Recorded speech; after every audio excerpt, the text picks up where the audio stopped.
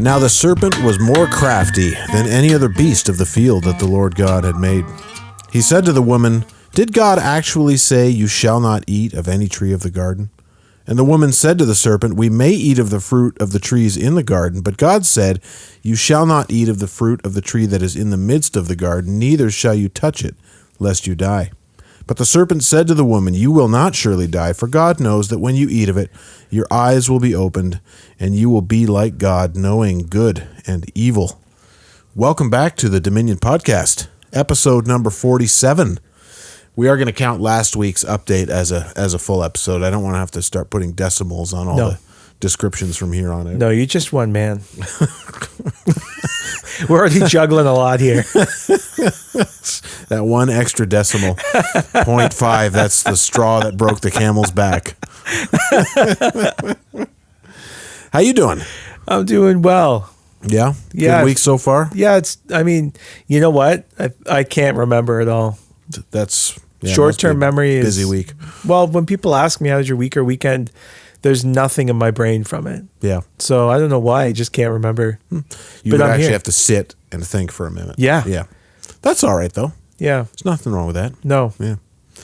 Well, welcome back. I'm one of your hosts, Jeremy Boyd. And I'm Alex Klusterman. That's right. We're really happy to be with you here again today with our new video setup. Upper 40 Studios. Hopefully looking great. Yeah, at the Upper 40 Studios in South End, Peterborough, South Side.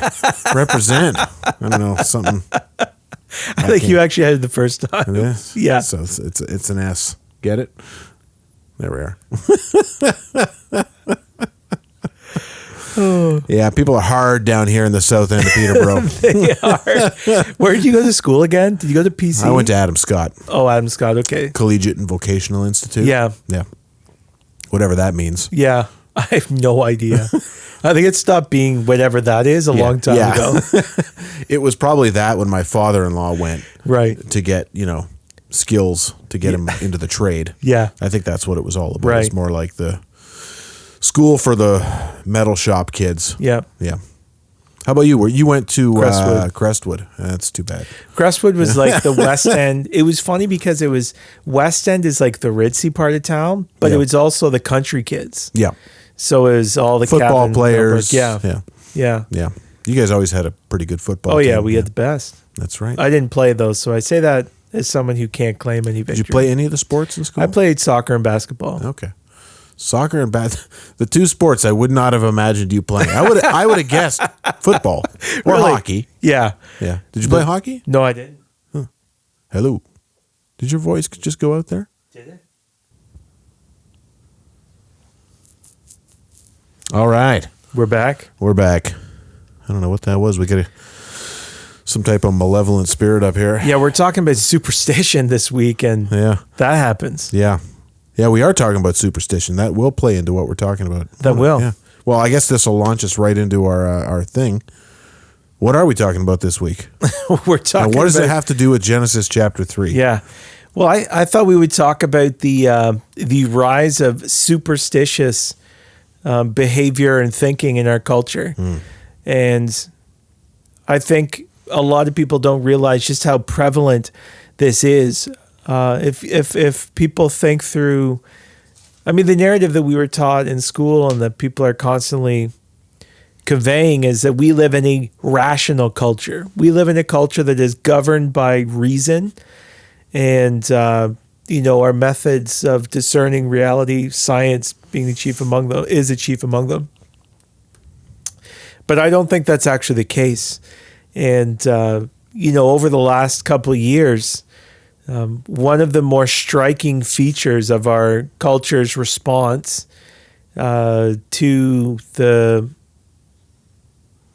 pandemic is it basically displayed superstitious characteristics, not reasonable or rational characteristics. And so the story that people have is, the world was very superstitious back in the day. And then the Enlightenment happened, and we all of a sudden abandoned our superstition and replaced it with human reason, Right. And which this- has been governing us since. Yeah, I mean that's just a complete falsehood. Yeah. It's not true. No. It's like saying that, before Christopher Columbus, everybody thought the world was flat. Yeah. It's one of those things that people just believe, but it's got no basis in Yeah. fact or history. Yeah. Yeah. And I mean, just on its face, reject it. So when they say superstitious, like when we talk about the world as being formally superstitious, I mean, the definition of superstition is an irrational belief in the supernatural. Right. We could summarize it as that. But even in that definition, what's interesting is the presupposition is that the belief in the supernatural is irrational. Right. It's not just as though there's a rational, according to them, a rational belief in the supernatural. I like your definition, though, because we would say there is a rational belief in the supernatural. Yeah, and I would even want to really parse that. What do you mean by supernatural? Because even supernatural is presupposing a view of the natural world. Yeah, I feel like that's one of their words. Yeah, it's one of their words. It's like we believe that the transcendent and the immanent go together. We believe that this world is a sacramental reality. In that everything here points to something else, is a reflection of something that transcends all of this. And so within every natural thing, so to speak, there is in this world is also the transcendent, and in the sense that it has meaning and purpose and it reflects something beyond itself. And so even when Christians talk about the supernatural, it's like we're kind of using their terms and their assumptions about the world. But it's kind of a shorthand for things you can't explain. Things you can't explain. Like, yeah, the way we would say, instinct is how we know birds are able to fly south for the winter. But instinct. We just don't know. But when you talk, then you realize the role that science plays in this and that kind of thinking is that the only rational way of thinking is a scientific way of thinking, because the scientific method is the only way of observing what is real. And if the scientific method can't observe something, then it can't be real. And therefore, to believe in that is to be irrational. Now, no scientist actually lives like that. No. Because you can't live like that. So I love the example of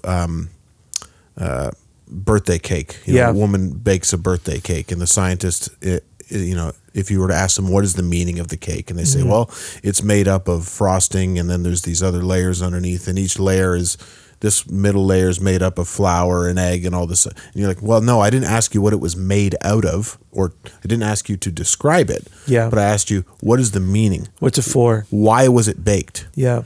Right. And those are questions that science you can't answer that question.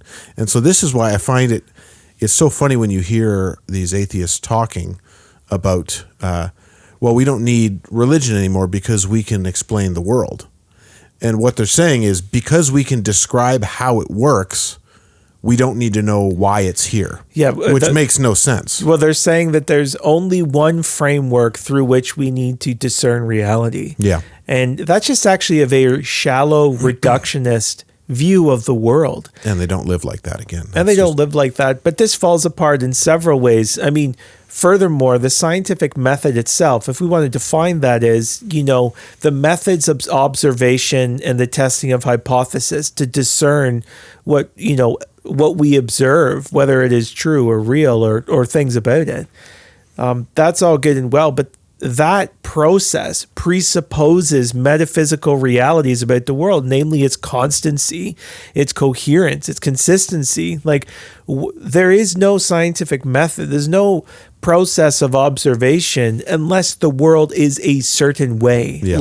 It's a certain way that remains that way. Yeah. Otherwise, there's literally no testing. If you say, well, I do this experiment and this ball falls at this rate per second to the ground, that means nothing if the laws of the universe change. If it's going to be different tomorrow, then it actually means nothing. Yeah. That the whole process is totally unreliable and meaningless. Yeah.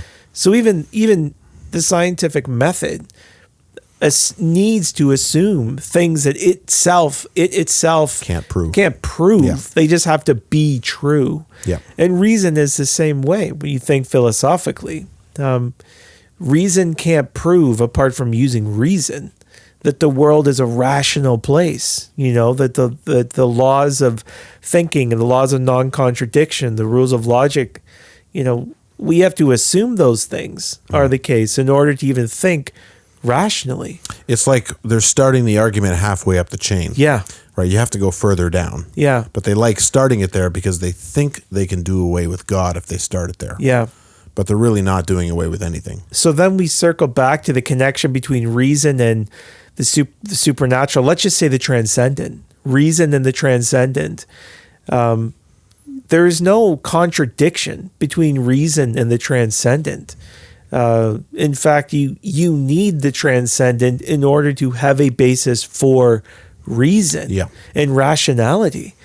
And this is kind of the irony of that. The narrative that says the world used to be just superstitious and then it became rational is very pompous. It's very arrogant.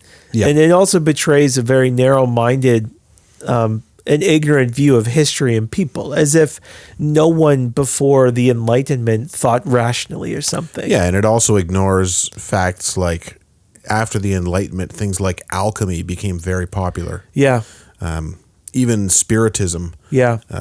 Astrology, tarot cards, all that stuff sort of was birthed out of, the occult. The occult exploded. When you think about Masons and you think about these groups that were promoting, human knowledge. On one hand, they're promoting mysticism and they're promoting occultish type of things as well. They're blending it in to one. And C.S. Lewis says I believe it's in Screwtape Letters where he's talking about this. He says that this is the outworking of a purely rationalistic worldview, is you end up with this scientific mysticism. Yeah. Inevitably. Yes. Yeah. And so, there's a bunch of reasons for this, the scientific mysticism. And I like that phrase. That's what we've seen the last 2 years. Yeah.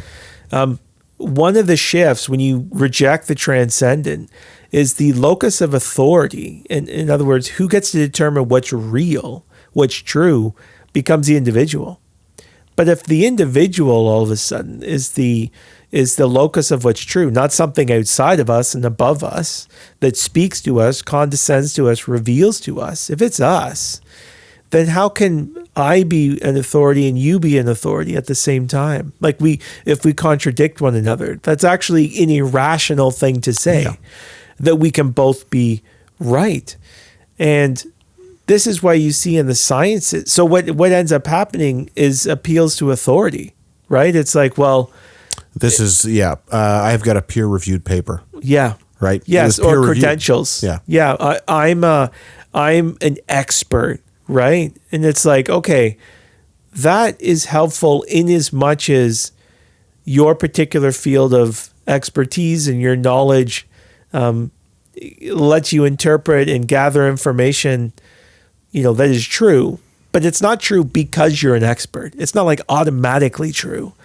And the irony is that way of talking about health officials, scientists, is actually more it's like a shaman. It's like they're shamans. Yeah. It's not actually an enlightened, rational, evidence-based way of thinking about things. It's actually just a very base, primitive, superstitious way. You are our high priest. You tell us what's true. That's why our politicians can literally contradict themselves. They can say, like, this is not the case, and then tomorrow say this is the case, and few people. Yeah, without a smirk on their face either. Yeah. Like, there's no shame. No. Because they're saying, well, yesterday we thought this was true, and it was true, and today this is true. But people go along with it because it's an appeal to authority. It's a superstitious way of thinking. It's the same reason people listen to the village shaman. It's exactly the same. So basically, we're describing a humanistic worldview that sort of makes rationality and reason its base principle. Scripture has another idea about this, and essentially, if you take anything that's halfway up this ladder and you make it the base thing, you're going to end up in folly. So what does the Bible say? Like, where should we be starting as opposed to reason then? Revelation. Right. And so the basis of all human thought and rationality is revelation. Right. And that is a transcendent being, namely God, speaks the truth and reveals the truth to us. Mm-hmm. And by that truth, we can think coherently, rationally. I think Van Til is the one who said believers or unbelievers are constantly switching between rationality and irrationality. Like their worldview, their framework, it's not as though unbelievers can't think rationally. It's that they can't consistently think that way. They can't base their conclusions in anything real. No.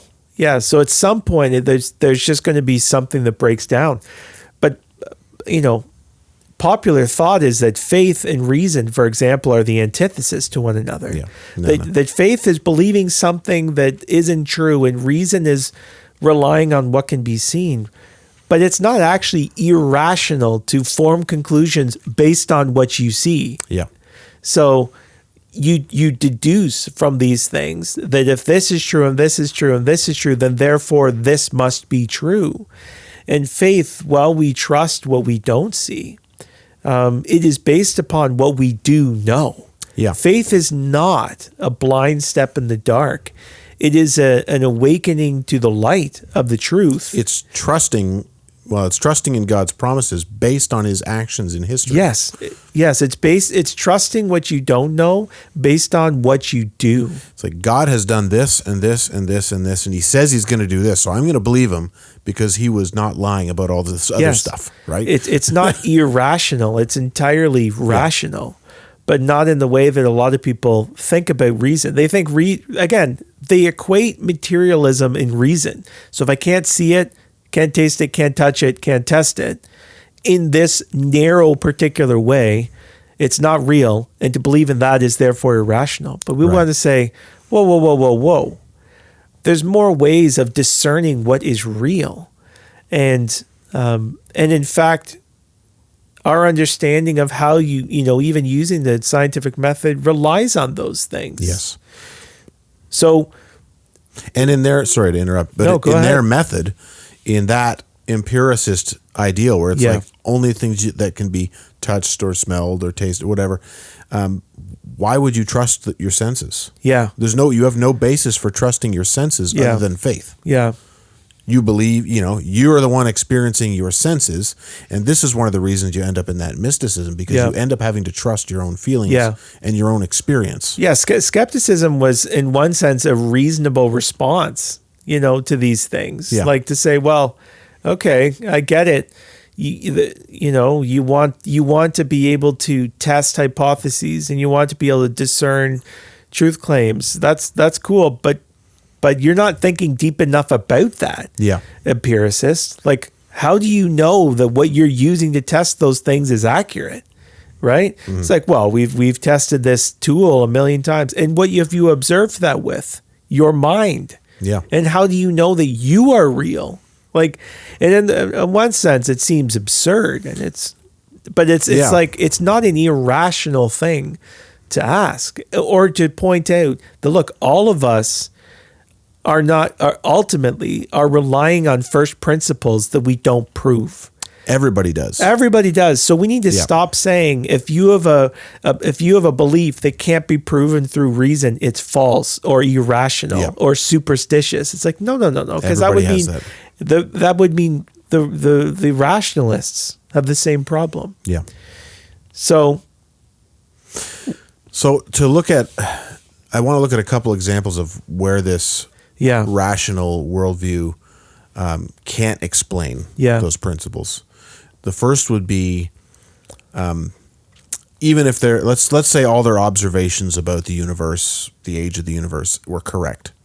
I don't believe they are, but let's say their observations and their conclusions are correct. Yeah. And we can go back all the way to the first nanosecond after, the Big Bang or whatever. Yeah.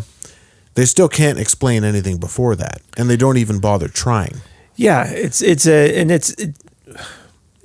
and what I'm trying to get at is that this whole human reason is governing us is actually a crock. That's what I'm getting at. Right. And I want to push back at this. We Christians surrender reason to the materialists while we have faith. It's like, no. We have reason and they don't have reason. Yeah. Okay? And let's just get that really clear, you know? Yeah. How did the world begin? You know, it's like, well, there was a big bang, and what caused that? Where did the stuff come from? Yeah, where did the stuff come from? It's like, well, We don't care. even That's further the back, answer. it's like, well, where did that come from? Well, maybe there was another universe. It's like, same problem, bud. Just kicking the It's can like, down the road. yeah, it's like, well, where did that universe go? It's like, this Yeah. is not a.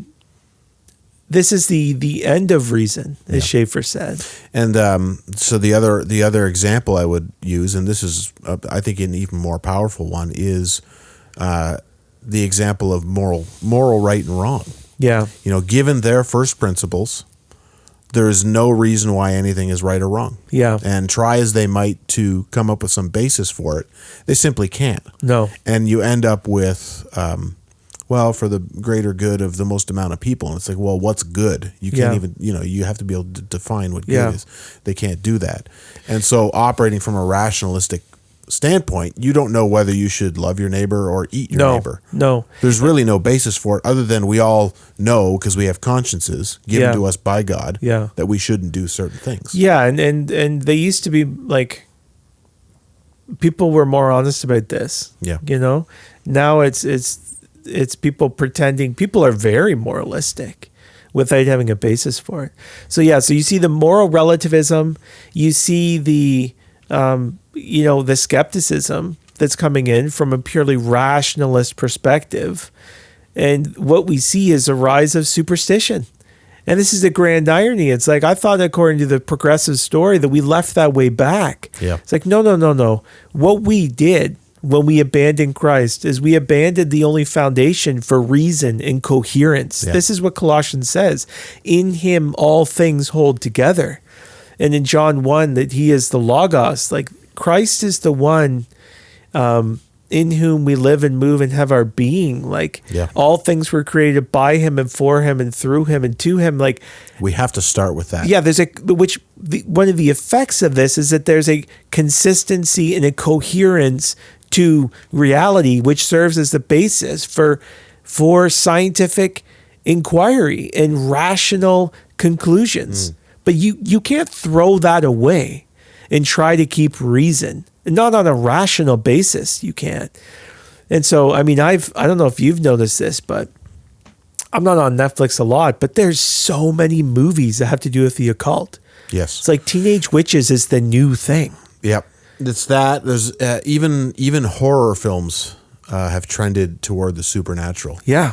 Right. It's not just like axe murder anymore. No. It's spirits, witches, especially witches. There's a lot of that. Yeah. stuff going on. New Age is huge. Yep. It's like, well, hold on a second here. I thought we moved past that. You know, it's weird how accepting people are of it, and even friends. I hear friends say all the time things like, the universe is going to give me what I need, or Yeah. just praying to the universe. It's like, what are you talking about? Yeah. It's ironically a very base, primitive, superstitious view of the world. Yeah. And this is what we're actually reverting to that. Yeah. But it belies the fact that they have a knowledge of something transcendent, and they're trying to place it within a framework that doesn't have room for it. Yeah. Right. They've been brought up to believe that rationalism is the way, reason, materialism, humanism, and now I have these urges for transcendent things and I can't fit them in. Yeah. What do I do with that? Yeah. Well, it's just going to go off the rails. Yeah. Right? Because you're trying to worship something, and you've told yourself there's nothing to worship. So there's like a cognitive dissonance in their minds. And the irony is it is irrational. Yes. So the end of rationalism, not rationality, rationalism, when you make that God, when you replace the transcendent creator God and his revelation to us, you replace that with human reason alone, you actually lose reason. Yeah. And we're just seeing that played out on the ground. This isn't just like we're up having this philosophical conversation. Like, this is what happens. This is where it lands on the ground. And I had this experience I told you about when I went to the Ministry of Transportation to renew my license, which Doug Ford recently reimbursed me for. So that's nice. I got some checks in the mail too. Yeah, definitely. Thanks for giving me my money back. Not voting for you. Yeah, but we'll take it. I'll take my money back. Take my money back. And I'm not wearing a mask. And the funny thing is, in the government, they don't make you. They don't make you because they know the law. Yeah. They just want everyone else to believe that you're not allowed to. Anyways, at the end of probably a 4 or 5 minute, a conversation with the clerk, we're almost done. She says something like, I'm just wondering why you don't wear a mask. And I looked at her and I kind of smiled and I was like, oh, I'm just not superstitious. And she was like so perplexed. And my point to her, which I wasn't trying to berate her or anything, I was trying to make a point. It's just like, what you're doing isn't rational. Yeah. It's like COVID particles this big, your mask this big. Think about it. You know what I mean? Yeah. Take your mask off, blow on your glasses. You see that fog? That's the size of COVID particle. There's no controversy here. There's nothing complicated. There's no secret wisdom that only the experts can give you. There's no secret study that you don't know about that they do. Yeah. There's nothing to it. That the cloth mask does not prevent aerosol particles from passing through. Go tell everybody. But the fact that people do it anyways actually shows their abandonment of reason.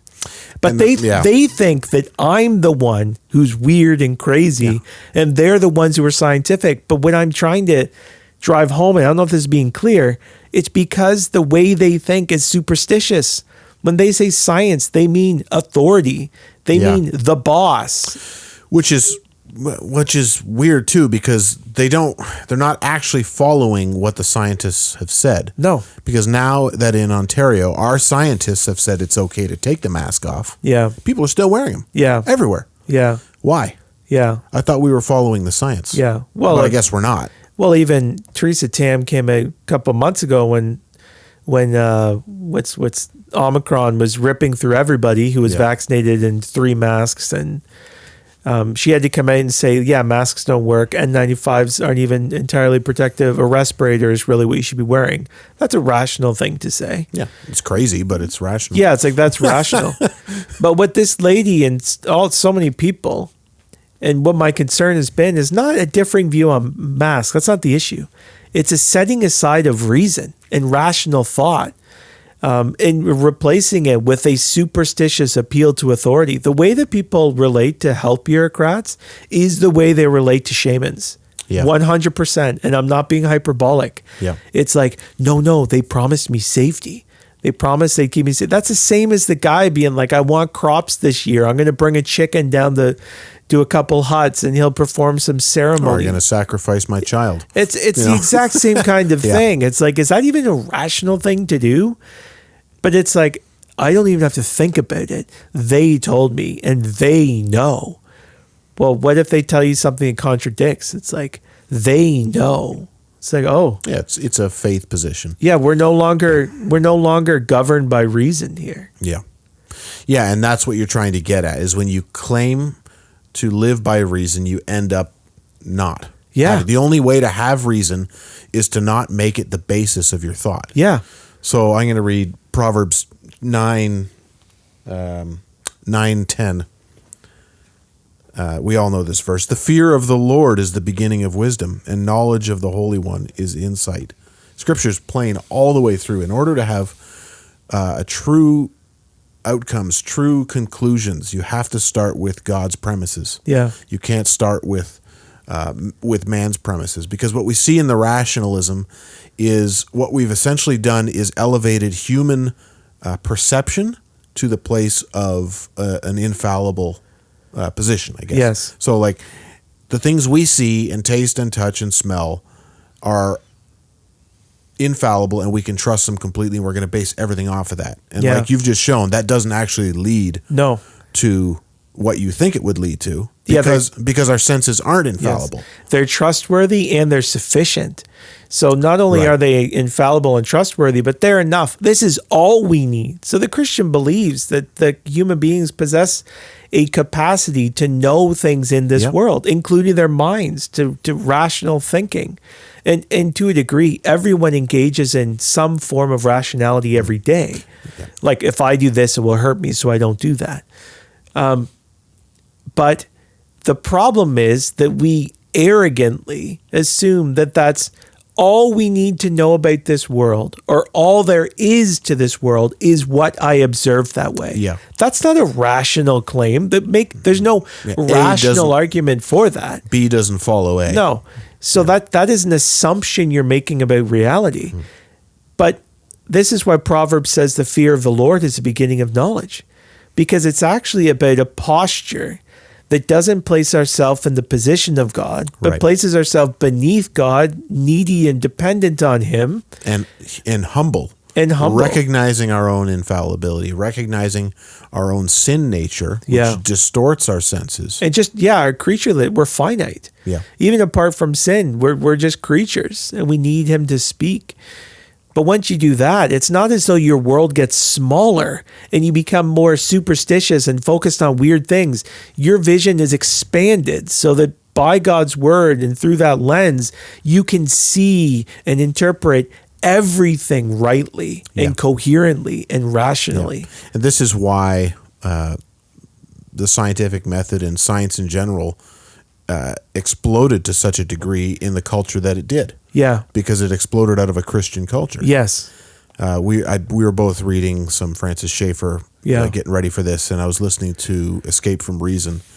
And one of his points is, you would not get what we have now with today's assumptions. No. So if we didn't have science and we were in the culture we were in, we would never make it. Yeah. It would just be that superstitious shamanism like you're talking about. Yes.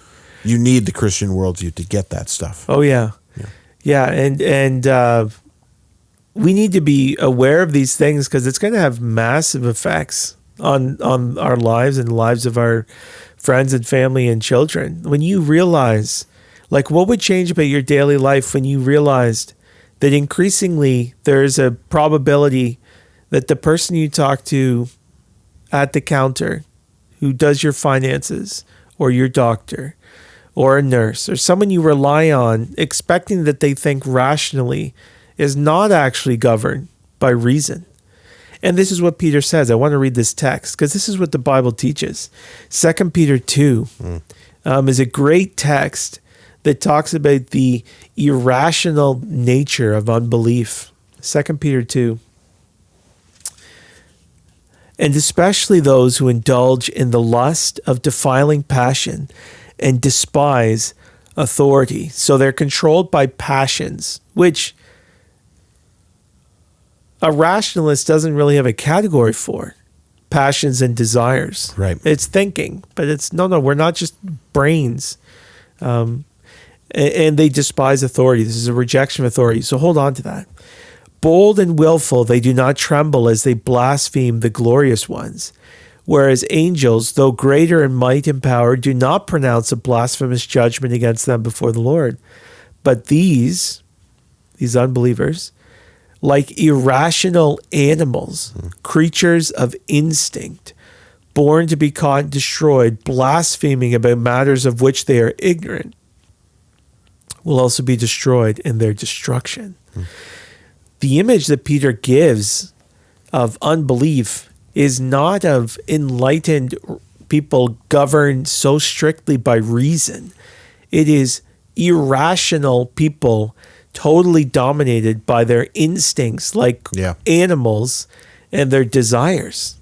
Yeah, just enslaved. This is what's happening. And so we're not actually, and the 2 last years have really exposed this, that we are not a culture that is open to honest debate, that is honest about evidence, that seeks to engage in careful argumentation.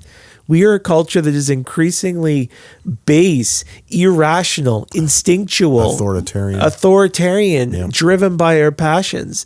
And all of this is a symptom of unbelief. And the solution to this, as always, is a return to Christ. This is why I'm so passionate I'm jealous that Christians recover reason. I'm jealous that Christians learn to say that this is ours. Yeah. This is our Father's world, and this is a capacity that He has given us, and the grace of Jesus Christ, when He sets us free to see, expands in us. And apart from Christ, you lose that. You lose that. You fall into authoritarianism. You fall into instincts and desires and passions and irrationality. And a lot of Christians are still in the dark about what's going on. It's like, no. They're the rational ones. They're the experts. It's like, that's just not the case. Yeah, don't give that ground up. Yeah. Don't give that ground up. And if you want a good example to keep in the front of your mind, to remind yourself that there is no rationality in that worldview, just look at what we're seeing with the transgender stuff. Yeah. Like, not even be able to define what a man or a woman is. Yeah. Yet at the same time say that, a boy can be a girl and a girl can be a boy. It's like, this is the height of it's a literal irrationality. contradiction. And nobody cares. No one cares. They're fine with it. So 100%. It's at the end of reason. if you've heard that Matt Walsh segment where he's on Dr. Phil, the guy, his interlocutor, like the guys he's arguing with, I think they're actually women. I can't remember which, but they were transgender. And so you can see they don't even have a category for the plain truth that he's trying to get across. Because it doesn't matter. But it's like they're trying to work it out, but they're like, that doesn't make sense, Yeah, and if well, you want me to define what I just said? Well, I don't need to do that. Why? Yeah. Yeah. Because reason doesn't matter. The Right. contradictions don't matter. And I think apologetically, we need to be thinking about this too. It's Yeah. like we've been part of even the church buying these enlightened narratives. It said, I guess we better brush up on our rational arguments for the unbelievers because they're all rational and they care about reason. And I guess we should get some really smart people to convince them. It's like, that's not the case. No. And by doing that, you're kind of surrendering the ground. It's like, hey, rational thought is ours. Thank you. Yeah. And let's actually, this is why I like the presuppositional method. It's like, well, let's look at inconsistencies. Let's look at contradictions to your way of thinking. Can you describe what you mean by presuppositional method, just for any of the people? Yeah, the presuppositional method, as opposed to saying, the evidentialist method or something. We're talking about apologetics. Apologetics, or how you defend your faith to people and explain it. An evidentialist approach, in layman's terms, would just say, well, look at this. Let's look at this together over here. Let's look at this thing about the world. Look at this clock. It couldn't have come from nothing. Yes. It had to have a clockmaker. And draw a conclusion from there, to infer to God. And I think there's a place there's for a that. place for that because this is our Father's world. Yeah.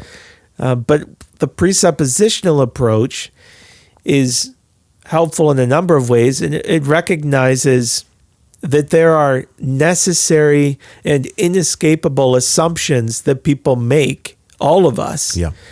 And in one sense, anything you say that is true is leaning on assumptions that you can't account for and that only Scripture can account for. So presuppositional apologetics is seeking to discern the assumptions that all of us have in the things that we say. So every argument is relying on unspoken and assumed beliefs. And this is just true of every argument and every worldview. And one of the benefits to a presuppositional approach is it's really easy. Do you want to learn it? Yeah, this is what you do. Let's play. Okay. Let's play. I don't believe God exists because bad things happen. And if God exists, he's either evil or he doesn't love us or he's just not there. Why? That's it. That's a presuppositional Says approach. who? Yeah, it's like says who? Why? Yeah. How do you know? I mean, and a good response to that would be, yeah, why? Like, but what do you mean by evil? Yeah. What do you mean by good? Yeah. You're borrowing my principles Yeah. about good and evil. Yeah. According to your worldview, we're all cosmic accidents with no meaning and purpose. Yeah. So what are you talking about? So you expose people's assumptions and you Yeah. make them try and give an account for them. And Yeah. inevitably, apart can't. from scripture, you can't. There will be a rational inconsistency. So I forget why I started talking about presuppositional apologetics. I can't remember why you started talking about it. It just I think happens. it just came up and you said, this is why I love the presuppositional method. And then I asked you to describe it. Yeah. Totally derailed your Yeah, train. Yeah. that's okay. But anyways, we these are important things. It's not just I know we've talked a lot of, kind of ideas in this podcast, but it's super practical. Yeah. Like this is a way that a lot of people are starting to think and have been for a long time. Yeah. One of the things that struck me rereading that Schaeffer, Escape from Reason, Yeah. is that he makes the point that he's writing to a Christian audience that grew up with a relatively normal Christian worldview, I guess you could say, in a culture that was sort of Christian, mostly Christian. And he's saying, we need to learn the language. It's like we're going into another country. They're speaking a whole different language. They have a whole different set of presuppositions. You have to understand those or you can't communicate with them.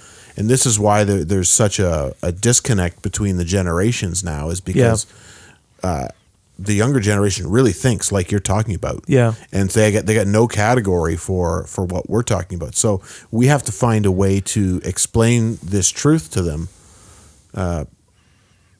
I guess, from inside their worldview. We have to find a way to explain that to them. And it's not a rational worldview is where we're going. When we think about the transgender stuff, when we think about the COVID policies, this is not a world, despite what they say, governed by reason and science. It is a world that is governed by human emotion, passion, instinct, and appeals to authority. Yeah. And it's only going to get to be more like that. Yeah. But it's helpful to point that out to people.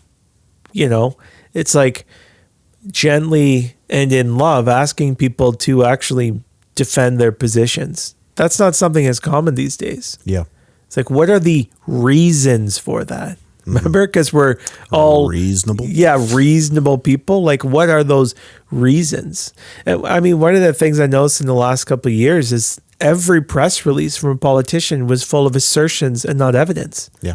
But most people listening think they're hearing evidence. They're not. Sorry, you didn't hear any evidence or argument. You heard assertions. Yeah, you heard Pravda. You heard talking points and propaganda. Yeah, it's like what is the rational basis for those conclusions? What are the rational arguments that they are making? What evidence has been given to you? And there has been none. And people didn't think for like 2 years to ask Doug Ford, to ask our local health officials, like, can you present any evidence? Like literally any evidence. And ironically, you know what they rely on? The closest thing to evidence they rely on? Projections. What are the projections? The graphs? Yeah. They're made off of computer models. Modeling. So it's like, but what's a computer model? Modeling isn't evidence. It's not real. No. Like it serves a limited purpose, and it could, but it's like only as good as the presuppositions you put into it. Yeah, and it's amazing. Like that in itself is almost a character. Like that's a picture of what we're talking about. But I put the numbers into the computer, so it must be true. Yeah, Yeah, it's like that's superstitious. It's the Oracle. Yeah. Yes. The computer's like going to the Oracle of Delphi. Yes. Here's my 2 goats. And, yes. 100%. Yeah, we go down to the Oracle, our shaman in the village. We give them some goats and we ask them to roll the dice and the bones and tell us what's going to happen. That's what the modeling is. Yeah. Yeah. And funny enough, Do you think this goes all the way to the top, or do you think people are just using this for political ends? They're using this sort of blind faith in authority. Well, this is an interesting conversation. Once you do away with reason, all you have is power assertions. Right.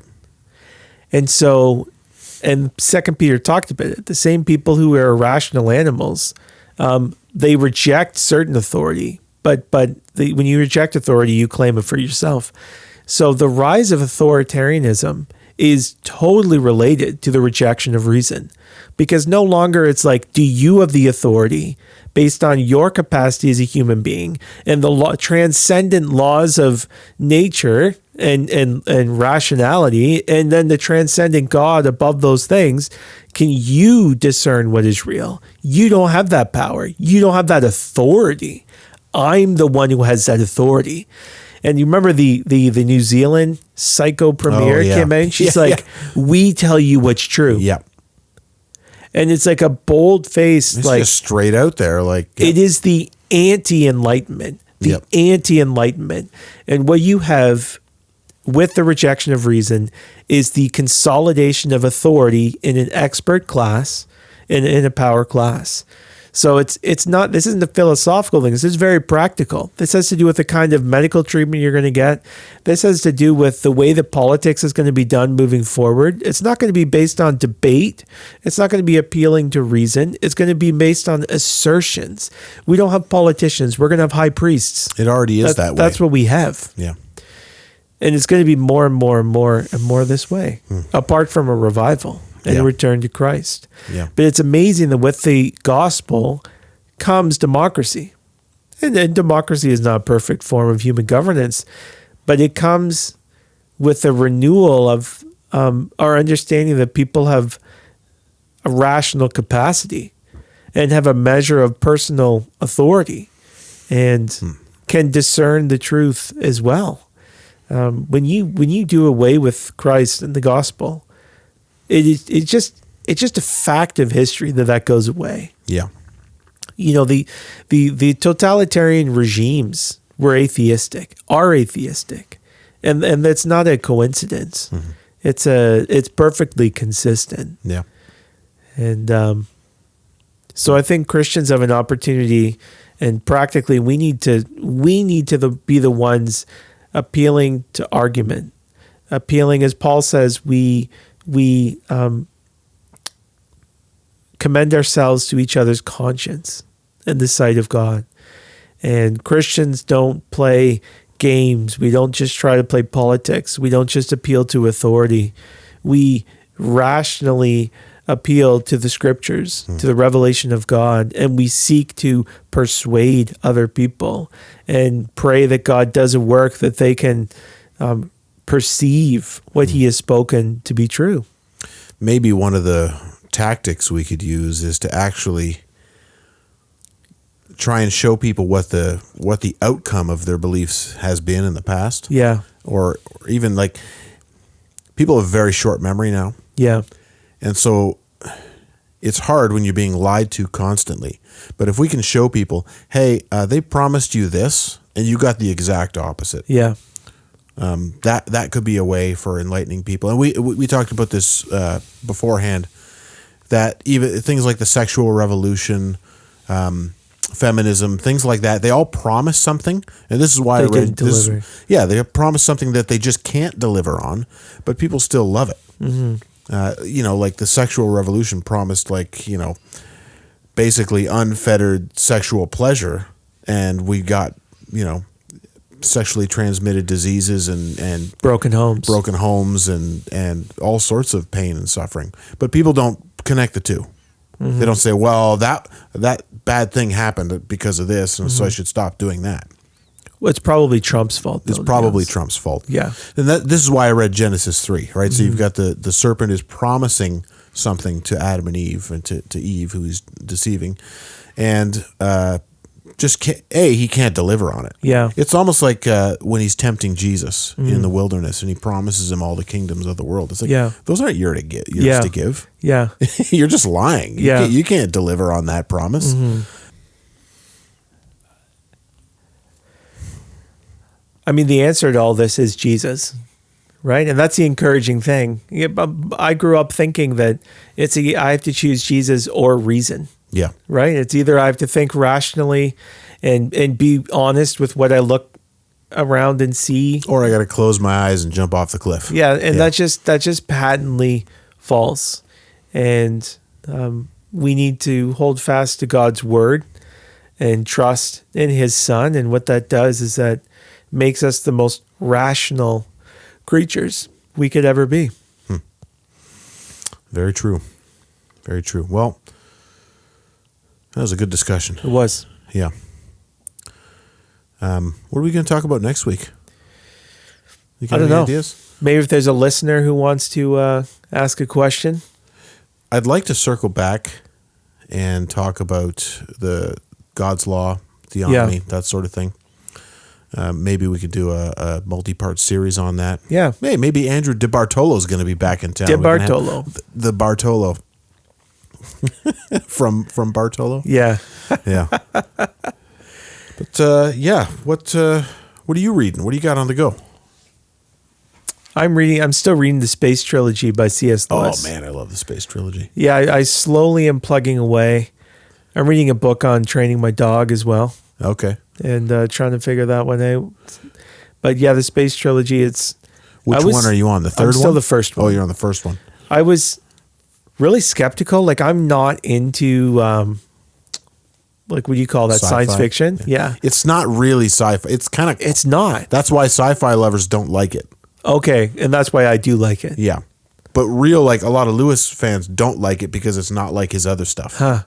So he's kind of straddling a line, and a lot of people just can't stand it. Yeah. Especially the third book. Oh, he had this great line where he said the guy was squinting when he looked at the planet, and he observed, or the narrative was kind of like, I shouldn't even but basically he couldn't see what was there because he couldn't make sense of what it was. Yeah. And he observed that you kind of need to know what you're looking at in order to see it. And I was like, yeah, that's actually true. When your mind has no reference for what you're looking at, you can't really see it. Yeah. You know what I'm trying to get at? Yes, I know exactly. It was just a little observation. I was like, that is classic Lewis. Like, it wasn't a big part of the narrative or anything. It was just like one of his little nuggets Yeah. that altered my mind. Huh. Yeah. It's true. I've heard stories about the natives in North America when the Europeans first started coming. Right. If they'd never seen a boat before that big, recalling it later in life, they would say, I just didn't know what I was looking at. It was just like a cloudy image. Right. It's like I have nowhere to put this in my brain. Yeah. Yeah. Interesting. Yeah. What are you reading? I'm still in the PG Woodhouse right now, Nice. along with the other stuff that I've been talking about. But just loving the PG. Great. It's good. Yeah. Well, we'll leave you with this. Looking forward to next week. But from 1 Corinthians chapter 2, we'll leave you with this. The natural person does not accept the things of the Spirit of God, for they are folly to him, and he is not able to understand them because they are spiritually discerned. We'll see you next time on the Dominion Podcast.